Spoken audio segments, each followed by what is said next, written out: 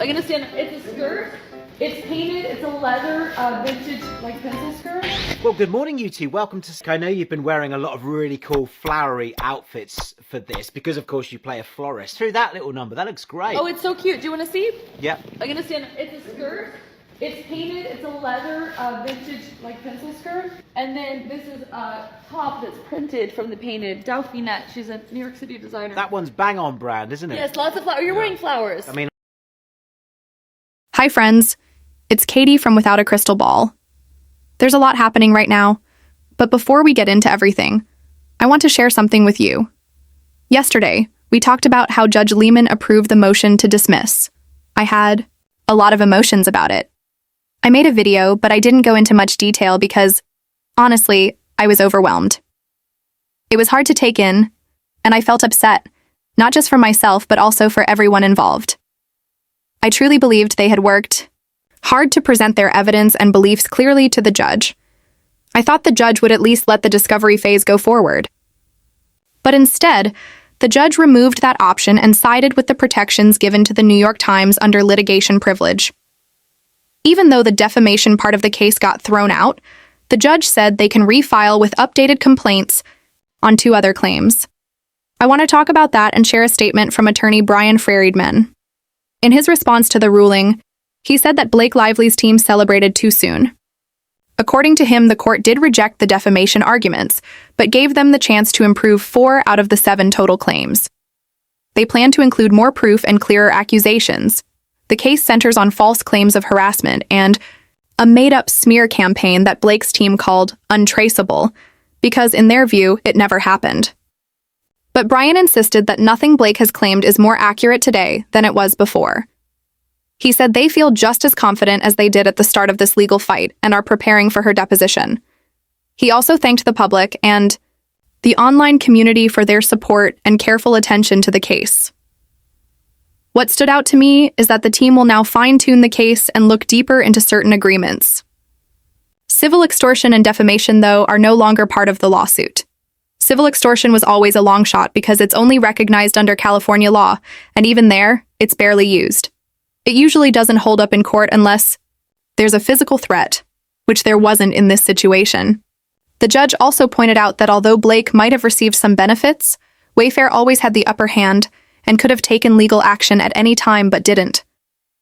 Something else to remember is that when Blake filed her complaint, Justin Baldoni was already going through a difficult time. The backlash was instant. He lost his talent agency, missed out on awards, and was widely criticized. He got labeled with some serious accusations and had to act quickly. In my opinion, the complaint his team filed was rushed and not well organized. They mixed too many stories into it, which made their arguments hard to follow. Their attempt to use the CRD complaint to support a defamation claim was risky, since anything filed in court is generally protected. Still, the information in that complaint might still help Justin's case in the long run. There's something important to think about in this case. One major issue that hurt Justin Baldoni's side is that while they suspected something wrong was happening, they didn't have direct evidence to prove it. They had a sense that a smear campaign was happening, similar to what Blake Lively claimed, except she said it was untraceable. But Baldoni's team believed it was trackable, they just didn't yet have the documents to back it up. One crucial piece of evidence they didn't have was a copy of a subpoena from a related lawsuit, which could have helped them show that Blake acted with harmful intent. However, Blake Lively and Stephanie Jones have reportedly kept that document from them. Both women are accused of using legal technicalities to gain the upper hand, making things harder for Baldoni's legal team, who are constantly trying to catch up. When someone immediately pushes back against sexual harassment claims, it can make them look like they're just being defensive or retaliatory. That kind of reaction can be misunderstood, and because of that, many people choose not to file countersuits. Instead, they just defend themselves. But in this case, Baldoni is not only defending himself, he's also bringing forward claims related to contracts. According to lawyer Bryan Freedman, they are planning to move ahead with new claims, especially those that concern business interference and broken agreements. The judge has mostly taken Ryan Reynolds out of the case but left room for 2 revised claims. One is about Blake Lively violating an unspoken promise to act fairly under a business agreement. The other is about intentionally getting in the way of their business deals. Blake Lively is still being sued for interfering in economic relationships, specifically the one involving Wayfair and their talent agency WME. The claim says Blake blocked Wayfair from gaining the benefits they were expecting from their contract. She allegedly made threats and demands during the film's production to take control over editing and marketing, which is seen as acting in bad faith. This harmed the company's ability to do its job. There's also a claim that Lively and Reynolds pressured WME to stop working with Wayfair. If true, that would mean they tried to damage the contract on purpose, or at least knew their actions would definitely cause problems. These actions are described as being done with bad intentions. Although these claims were removed for Reynolds, they still apply to Blake. Another key part of this is Blake Lively's contract. Even though she said she wouldn't sign it unless she got certain things, once she completed her work and was paid, the contract became legally binding. She had signed a 17-point agreement related to her work on It Ends With Us. In that deal, she didn't gain the power to control the film's final edit, hire her own editor or composer, or make other production decisions. That weakens her position, especially since some of the things she's being accused of, like refusing to promote the film or demanding specific changes, aren't supported by the contract. Now, Wayfair will submit both their contract with WME and Blake's full actor agreement to the court. If what Blake actually did doesn't match the limits of her contract, it could lead to more trouble for her. Still, no matter what, Wayfair will continue defending themselves against her original harassment claims. That part of the case hasn't changed. This case is about accusations of sexual harassment that are being challenged in court. The people being accused are saying the claims are not true, and they're getting ready to defend themselves. They also plan to argue that the woman in question caused problems with their business and interfered with a movie project.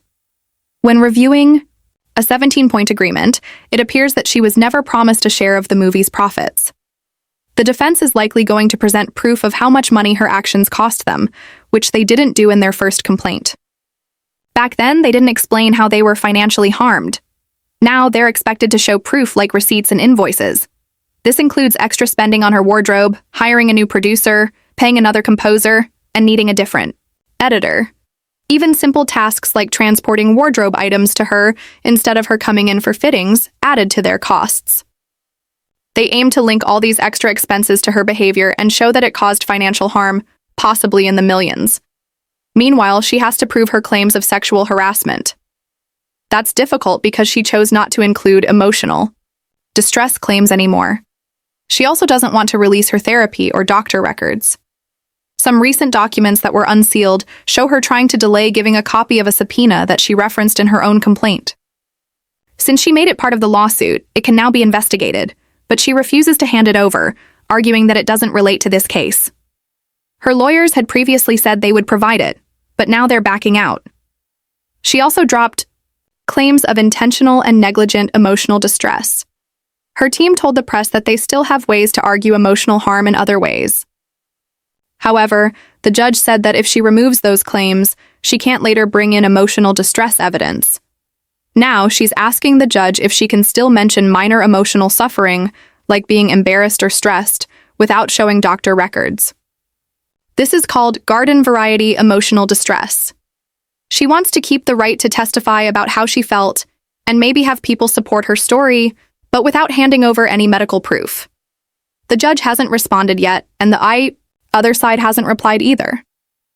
The problem for her is that under California law, to win a sexual harassment case, the behavior must be serious and harmful.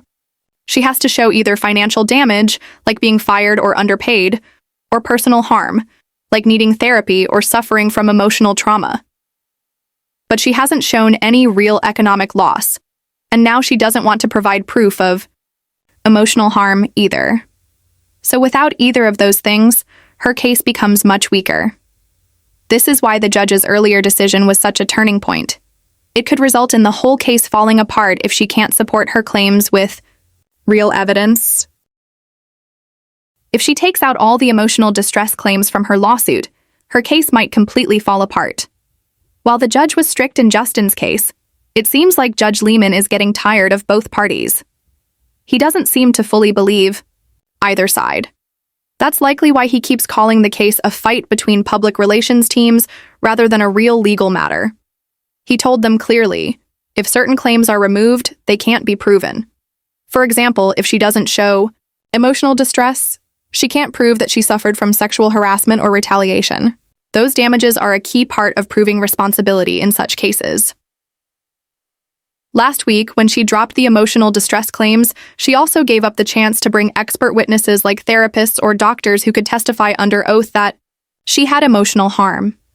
Without those experts, she's left with only her own words and the testimony of friends. That kind of evidence is weak because it can be questioned easily. The other side can challenge her truthfulness and show proof that contradicts her statements.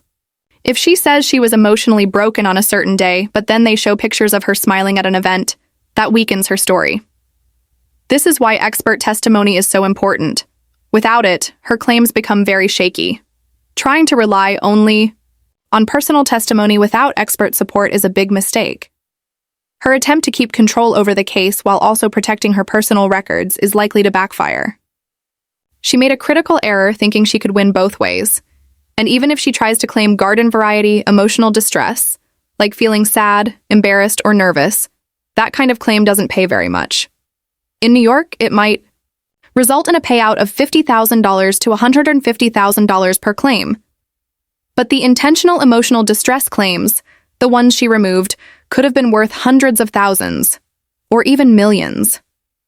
By taking those off the table, she's now only aiming for a small fraction of what she originally hoped to win. At the same time, she's spending a lot of money on this lawsuit.